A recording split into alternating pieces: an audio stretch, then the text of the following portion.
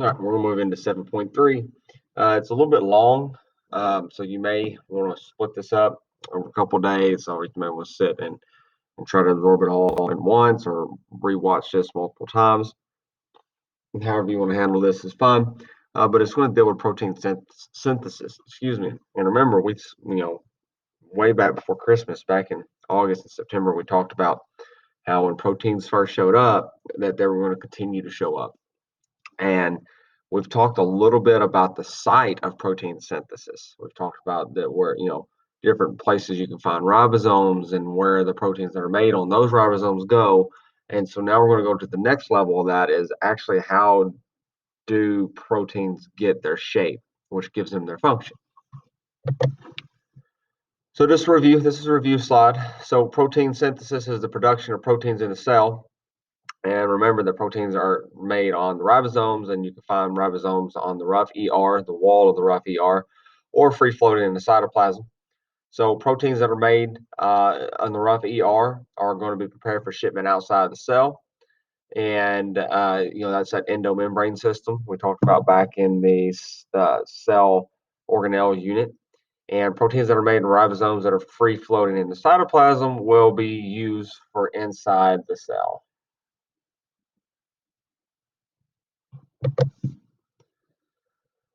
So protein synthesis exists in two phases. You have transcription and translation, and this is where a bulk of our time in this learning target or this section is going to be spent.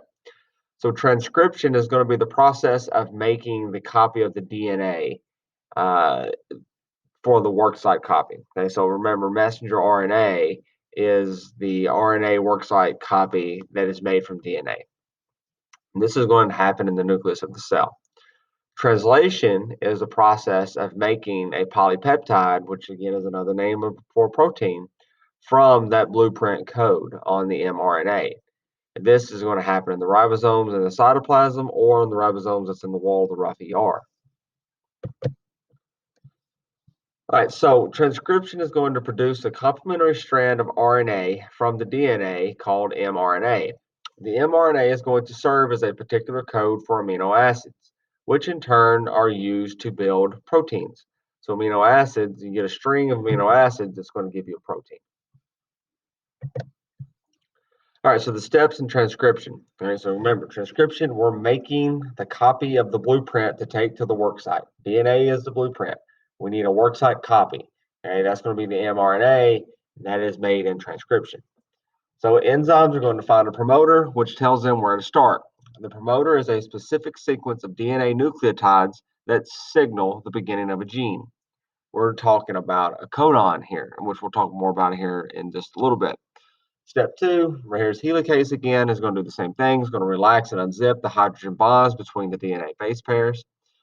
RNA polymerase is doing the same thing as DNA polymerase. RNA polymerase attaches complementary RNA nucleotides, not DNA nucleotides. That's why we're not using DNA or polymerase. We're using RNA polymerase and binds them to DNA. This also aids in the formation of the sugar phosphate backbone of the mRNA. All right, so you have these things called introns and exons. So introns are removed from the RNA and exons are combined. So introns are the extra nucleotides that do not code for anything and can be removed. Exons are the usable pieces of the gene. They're kept after the gene is transcribed and the introns are removed. This process changes the original mRNA, preparing it for the final use, which is to make amino acids. Step five, a cap is going to be placed on the head of the mRNA, which is going to protect it as it travels through nuclear pores, the cytoplasm, all those things as it gets to the ribosome it needs to go. Step six, a poly A tail, which is just a lot of adenine nucleotides, is going to be added to the end of the mRNA, which is going to protect it from any enzymes that may attack it in the cytoplasm. Remember, there's enzymes in the cytoplasm that attacks things that are in an area that don't belong. Technically, mRNA in the cytoplasm does not belong there. It belongs in a ribosome. So for a small amount of time, mRNA is vulnerable. So the cap and the poly A tail protect it. All right, so that is the end of translation. So now we go to, I'm sorry, we're still in transcription. So after transcription, the mRNA was going to travel through the nuclear pores into the cell where it attaches to ribosomes, which are free floating in the cytoplasm or on the walls of the rough ER. Now we're ready for translation. So the blueprint copy has made its way to the worksite. So using the code on the mRNA to connect the proper sequence of amino acids, which are going to make a polypeptide, which is also called a protein. This is translation. So amino acids are composed of an amino group, a carboxyl group, and an R group. The R group is a unique part of the amino acid. Amino acids combine with dehydration synthesis, and their combination creates a covalent bond called a peptide bond.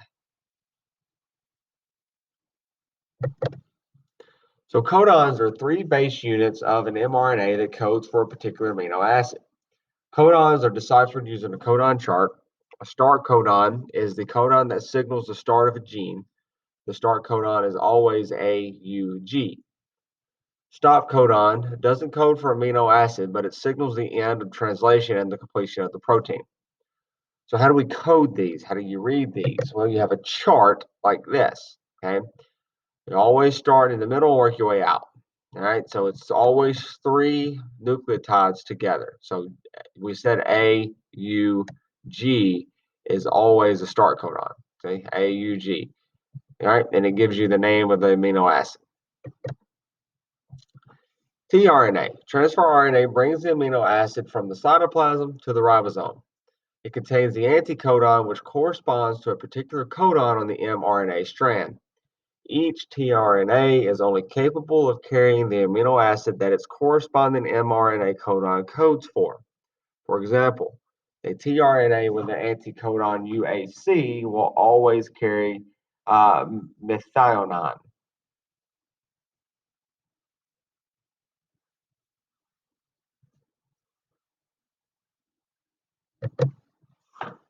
All right, so the steps in this process. The mRNA attaches to the ribosome. The tRNA brings the first amino acid, and the anticodon attaches to the codon. The second tRNA is going to arrive, and the ribosome joins the two amino acids together because remember, we'll put a strand of amino acids together to create a polypeptide. The first amino acid is going to be detached from the tRNA, and the first tRNA is going to leave because it is attached to the second amino acid that's on the second tRNA. The second tRNA replaces the first with both amino acids on it, and this process is going to continue with the polypeptide growing with each additional amino acid, and termination of this process will stop when a stop codon is reached. All right, so mutations. Mutations is a change in the genetic material, and it can be both beneficial, neutral, or harmful.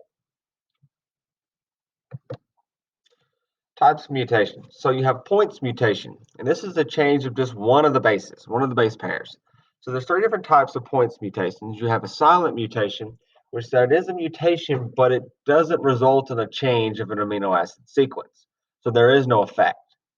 You have a missense mutation, which is a mutation that results in a change in a single amino acid in the sequence. A nonsense mutation is a mutation that results in an early stop codon. And remember, any of these mutations to these codons or these base pairs is going to affect the production of a protein, which in turn can affect the way the body works. Inversion mutations is the change of a complete is a complete reversal of a section of the, I should say, DNA, which can result in massive problems to the gene. Translocation mutation is when a section of a gene or a chromosome moves to another part of the DNA, and this creates massive cellular problems. Then you have frame shift mutations. This results from the insertion or the deletion of one or more bases. This causes the reading frame to literally shift. Each of the codons are different due to the shift in the reading frame. So if you remove this GC, okay, then everything is going to slide one way or the other, which is going to change the 3 base pairs or the codon, which will change the amino acid that's produced. So is it good or bad? Can be both. All right, so some harmful examples of mutations are cancer, Tay-Sachs disease, and cystic fibrosis. Some beneficial examples are sickle cell anemia, used to help fight off malaria in certain parts of the world, and polyploidy plants. And that is the end of 7.3. So there's a form that goes with this. Be sure you complete that form. And if you have questions, let me know. Thank you.